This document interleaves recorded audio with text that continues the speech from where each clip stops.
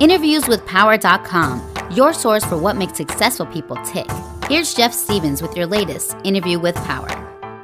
And I'm very pleased today to have Bill DeWees. And Bill, thank you very much for joining me. Jeff, good to be with you. Thank you. I have got to say that now Bill is a professional voiceover artist, and we're going to get into that, exactly what that means for those not familiar with that term in just a second. But Bill, I have to tell you, from my 20 years in radio, and part of that was spent on the radio sales side, that I always tried to advise clients to get a jingle, and because it brands their business, you all remember, people can remember something that's sung. It's very good from a retention standpoint. Well, I got to tell you that you don't need a jingle. I became a big fan of yours for your voiceover training, and for those of you who haven't checked it out, and there's links on the Interviews with Power site here to go to some of Bill's stuff, but your YouTube videos always start out with, "Hi, Bill DeWees, voice-over-training.org," and those are awesome. Did you do that on purpose, or is it just No, I did it on purpose. Okay, it's a very catchy way to remember what your website is. Well, yeah, I figure people probably wouldn't nearly appreciate as much me singing it as they would me saying it, so I refrain from singing. Isn't it weird how a great speaking voice, and I have the same issue, that a really good speaking voice sometimes doesn't translate into singing. I have dogs that howl when I try to sing. Well, yeah, that's always a sure sign that that's not should not be your chosen profession for sure. Well, let's get into about your chosen profession right now. And I want to get into some of your background, but maybe describe exactly what a voiceover artist is for people not familiar with that term. Yeah, really, a voiceover artist or a voice talent, voice actor, whatever you choose to call us, we record a variety of things. The things that most people think of immediately would be things like radio and TV commercials. A lot of people's first thought would go to character voices for animation type things, which I don't personally do myself, but there are those who do.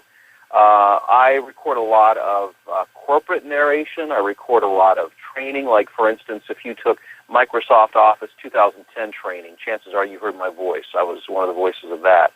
I do a lot of what they call telephony work. If you call a business like Pizza Hut and are put on hold, you'll hear my voice. Stuff like that. So it's a broad range of material. And your website, actually, again, it's listed on the interviewswithpower.com site, but you have the two websites that I'm familiar with, of course, voice-over-training.org, and then, of course, BillDeWees.com, which is Bill, DeWees.com. And you've got an impressive client list. You've got Cisco, Whole Foods Market, Warner Home Video, Lowe's, Pizza Hut, Ubisoft, Whirlpool, Big Ten Network, Tyco, HP, Big Lots, Grand Hyatt. I mean, it goes on and on and on. And it's not necessarily that, and I just saw you did a training video for the Mitt Romney campaign, but it's not necessarily the traditional 30-second ad you might hear on TV or a 60-second radio ad. There's a lot of need for voiceover for a variety of different things, correct? There really is, and I really do a broad range. Like, for instance, I just recently did a recording session for the PGA, Professional Golfers Association. It's for a national TV commercial that will air during the Players Championship coming up this next month in May. But I also, just a few weeks ago, recorded for LG Electronics in-store audio that if you go to a Best Buy or a Walmart and you go to one of those kiosks where the LG stuff is at, and it gives a video and talks about the products, you'll hear my voice on that. Or, like you said, it might be a narration or a training narration for a company. It could be any number of things. A lot of people just don't realize that it's far more than commercials. Well, people don't even know if they pop in a game. If they pop in an Xbox game and they hear a voice talking at them, maybe one of the characters or just even somebody talking on the game, that's a voiceover artist at that. Yeah, as a matter of fact, I did Tom Clancy's, I forget the name of the game now. It came out a couple of years ago. I was one of the voices in the trailer for that. So, yeah, I mean, you're right. That's yet another way voiceover people record. Now, I want to dig into your background because, and again, with successful people on this site, I am interviewing people in kind of a finished state. There I go with kind of again. I think I've got to get that out of my vernacular. But I'm interviewing people in a finished state. In other words, people that are being interviewed on this site, they're successful in their chosen field, but it's not always like that. If people listen to your training videos, which I think, by the way, are incredible. I think you give away a ton of information. As a fellow voiceover artist myself, I get a lot out of your voiceover training, and I can't believe that you give away that much information, but you do, and I'm appreciative of it. But when you look at that, people don't see all the struggles that you go through. People think, with people in their chosen field, when they see somebody make it, it's like it looks easy to them. But talk about all the work that leads up to it and what your day is like to be successful in your chosen field, which happens to be voice work. Yeah, that's a good question, Jeff. I tell you what, I really feel fortunate that I have a background in business as well. But far too many approach this strictly as an artist.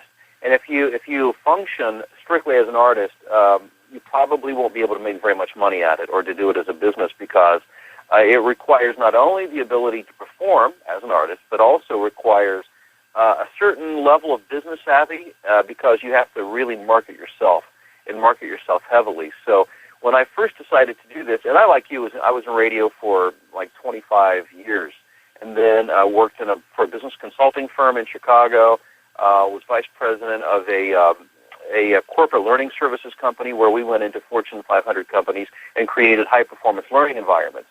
And I was a college professor as well. So I had this. I'm an MBA, and I used to teach business. So I've worked in business and have an understanding of business. So what I did was, when I became a voice talent, instead of just trying to become a good voice talent, which I did work hard to become good, but I marketed myself like crazy. And when I say crazy, I mean I was working at it pretty much every waking hour of the day. And it used to be, back in the day, meaning, 20, 30 years ago, you got an agent and your agent brought you all your work. Well, I have 16 agents all over the world, and they only bring me probably 2% of all the work that I do. And the rest of it I get myself. And so it requires a lot of, what I'll just say, grind. When I'm talking to people that I'm training, I just say it's fun and I enjoy it, but it's not glamorous necessarily. It's a grind, because you've got to find your clients, you've got to find your work, and then you get to perform. But not until you actually go out and get the work. It's funny, we just had an interview a couple weeks ago with Eddie Solomon, and he exactly said something along the lines of grinding. In fact, I'm remembering that he said grinding, and that's what I'm finding with a lot of successful people is that they're like the duck, and the duck is somebody that looks real smooth going across the water, like he doesn't have a care in the world. But you look underneath the water, switch to the underwater cam, and he's paddling like mad to look that smooth. Exactly. That's a great analogy. And I think it's a lot of people don't realize that whatever your chosen field might be, everybody listening to this right now might not want to be a voiceover artist. They might want to be the best salesperson they possibly can be. They might want to be the best tool and die maker they possibly can be. So what is your advice as far as being successful in a career, and especially in a career like yours, which is, if you don't get up and do it, you're not going to eat? Yeah. Well, first of all, it does begin with you got to have the chops to do it. You have to develop a skill set, and so that's really where it all starts. Because unless you have the skills, it doesn't matter how good of a marketer, how good of a salesperson you are. So you get the skills to do the job, and then you're constantly learning and getting better. I believe my personal belief is you're either going forward or you're going backward. You never stay where you're at. I think it's simply an illusion. The other thing is you have to understand the industry that you're in and the dynamics of the industry and the business models, the people are using it. And I like to study, who's effective and what's not effective, not just in voiceovers, but in business in general. And I like to know market trends. Like, for instance, in voiceovers, you have to know where the work is at, because it's not where it used to be. And those, people who, made the big bucks 20 years ago, they're dying out there today because they don't. And I get calls from people. I mean, voices you would recognize that say, I don't understand what happened. I used to make a really good living doing this, and now, my agent brought me one job in the past year. Well, it's because, the targets moved, the market shifted. And so regardless of whether you're doing this or you're selling or, again, it doesn't matter. You name the job. You have to understand where the market's going and adapt your skills and your approach accordingly. Let's make the assumption that you have somebody that's got, let's bring it to your business, and that you have somebody that, and you probably, and I'm not asking for specific names here, but in your career of coaching people, people that you knew had the skill set, you knew they had the understanding, you knew they had the personality. So let's just assume that they have what I call kind of the entry level to get in the business. You need, as you just said, you need the card to get in the door. You need a certain level of talent, a certain skill set, a certain understanding of the business. Let's say that a person has all that, but they didn't make it. What is the primary reason or the primary reasons that you see that people fall flat on their face that otherwise should have made it? It's almost always a business issue. They didn't understand how to market themselves. Now, in addition to what you talked about, having the basic skill set, you certainly have to have a good studio setup. So you can't put out garbage and expect. When I say garbage, I just mean if you're not producing a competitive sound in terms of your skills and technically, you can't compete. But after that, what I find here, and here's what I find very simply: people say, "I don't know where to go to look for work. I don't know what to do." And so it begins with recording a demo, a world-class demo. A lot of people, they try to take shortcuts there, and it's not worth it because your demo is the recording that represents the best of who you are. So you should hire a professional demo producer. You need to have a great website so that when you send clients there, they can easily access your demos, and you can position yourself as the professional that you are. And then after that, it's simply every day getting your demo in front of the right people. And the right people, generally speaking, are audio and video production companies. There are thousands of them out there. So the message to anybody for whatever business they choose is not only make sure that you have the right skills for the entry-level portion of things, but then make sure that you have the right tools, make sure that you are marketing yourself, make sure that you understand the industry that you're in, and continue to learn and grow and adapt. Absolutely. Build it and they will come does not work in this industry. Build it, and that's a good start, but that's only half the story. You've got to go. They will not come to you. You've got to go to them. Well, you've probably in your career, as you started this thing, because if people listen to your training videos, you started from where you went from the corporate world to then having to basically, if you're gonna make any money, you're gonna have to get out and hustle. So let's talk about what you did on a daily basis and how you thought and the way you stayed motivated to make things happen for yourself. And again, from your training videos, you went from nothing. You're a self-made man in this. You went from nothing and six-figure voiceover career, and now you coach other people and you teach them how to do that. Yeah, I think my motivation was simply this. I had been downsized in my job, and it's amazing how resourceful and motivated you can become when you have no safety net. And I had no safety net, and I had a wife and 3 kids and a mortgage, all the stuff that, all we grown adults have. And I had to figure out something, and I had to figure it out fast. Now, I had an interest in voiceover work, and I had done some training narration for my previous employer, but nothing to any extent. It was just more of a sideline kind of thing. So what I did, I just did what, everybody else does. You go to Google, right? You go to Google and start searching.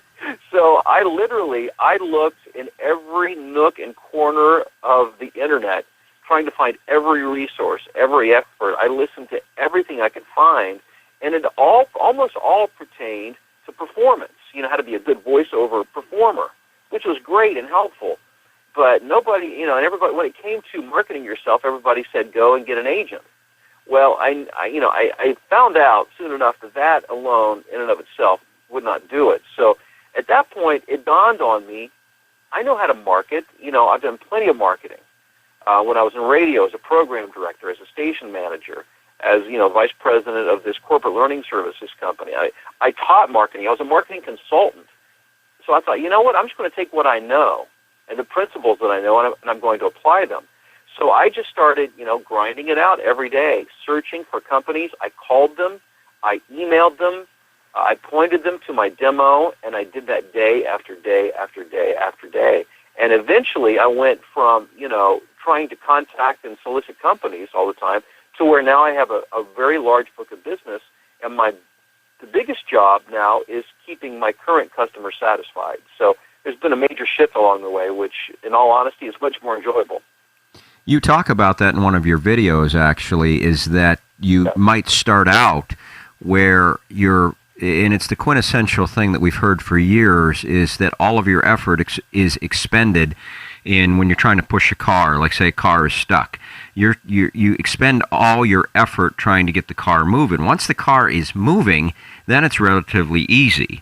And you say in one of your videos that a lot of people, and again, this can go into any industry, but speaking of the voiceover industry, people aren't willing to take that action on a daily basis, on an hourly basis, on sometimes every 10-minute basis to make that call, to make the email, to send the thank you email out, to find out exactly what the people thought of the performance, to even in another one of your videos, you talk about follow-up with the client and that they know that they can count on you. That's one of the biggest things that your clients have, is they know they can count on you. If they give you a 5,000-word narration, or if they give you an audiobook or whatever, they know they can count on you and they don't have to worry about the product coming back. Jeff, you bring up something really good. It's very important, and especially if there are younger people listening to this, I hope they lean in to the speaker and listen very carefully to this, and that is, there are no shortcuts. I don't care what you do. I don't care if it's voiceovers. I don't care what it is. There are no shortcuts.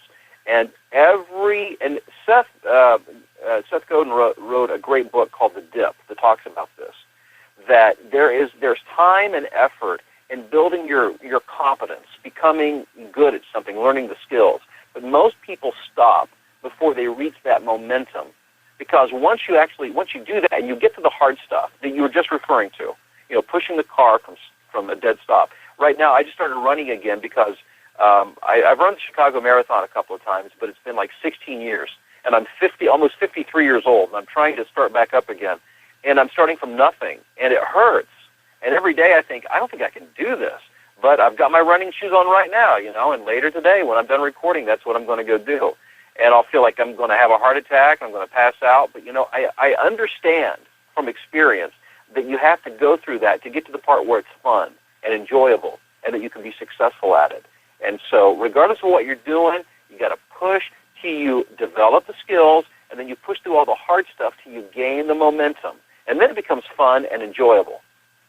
Well, I will always take this point of the interview to open up the floor for you to talk about whatever you'd like to talk about, as far as, and at the end of the interview, I want to ask how people connect with you and all this stuff. But somebody listening, and they may or may not be in the voiceover field, maybe in a completely different field, but what would you say to that person to say, you know what, I understand your struggle, and here is what you should be doing so that you have your greatest chance of success? Well, I would say there's always room for motivated people, and I don't care what industry you're talking about. It's no different in voiceovers. I see a lot of the veterans who are struggling to get work now. I watch on these discussion forums where a lot of sour grapes, where all the newbies are destroying the business. There's too many new people. There's not enough talent.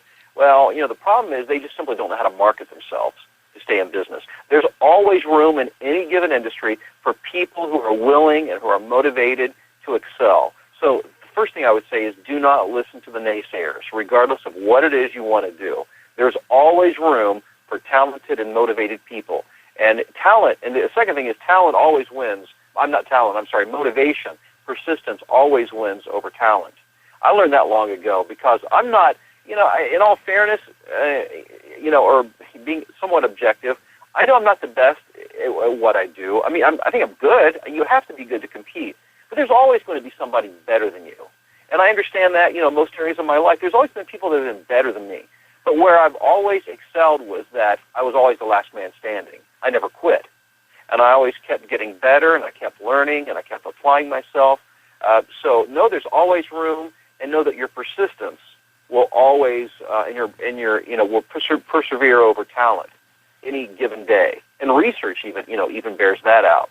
And when it comes to the voiceover industry specifically, I just want to encourage people who pursue this path to get the proper training, and then get the proper tools, and market, and then get up the next day and market again.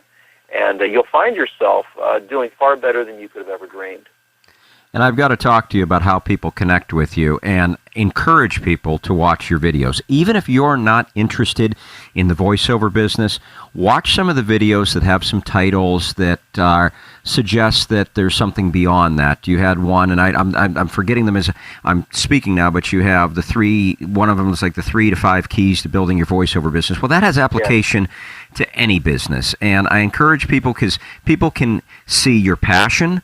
They can see that you are motivated. They can see that you're still excited about that business. And wouldn't you agree that it takes passion, motivation, and excitement to really build in any business? Otherwise, you're really kind of tying one hand behind your back, if not both. It does. I tell you what. And when sometimes when the excitement dies, if you've got the passion will keep you moving forward. It's kind of like a relationship. At first it's all excited, and all you can see is how great everything is. And then you get down to the nitty-gritty. And then it gets hard sometimes, and then that excitement wears off, but you're still passionate about it. And that's why you keep working to push through the hard stuff. Same thing for this or any other business, really. How do people connect with you? And I've already told them that they can expect a lot of great content, but how do people connect with you? Obviously through your websites, but some other things we might not have mentioned, and then maybe talk a little bit about your coaching and what you offer for people that are trying to make it.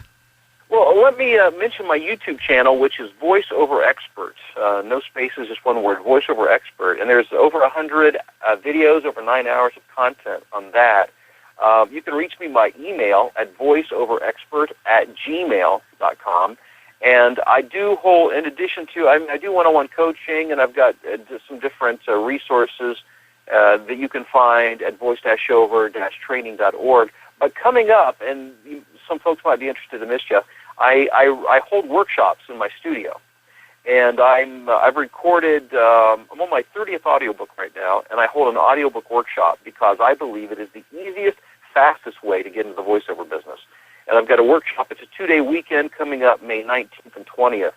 And for information on that, you can go to audiobookseminar.com. Audiobookseminar.com. And I've noticed you run those pretty regularly, because we're recording this interview in, of course, April 2012, and this is going to live for a lot longer than that, but even if somebody is listening to this, say, 6 months from now, they just check your website and connect with you. And because I've noticed that's probably like this, since I connected with you about 3 or 4 months ago, that's at least the 3rd or 4th one I've seen you run. Yeah, you're absolutely right. I do a seminar about every month or two. Okay, well, Bill DeWees, I can't tell you how much I appreciate your time today, and sharing your success tips with folks. Hey, it's my pleasure, and thanks for the opportunity to do this interview with you.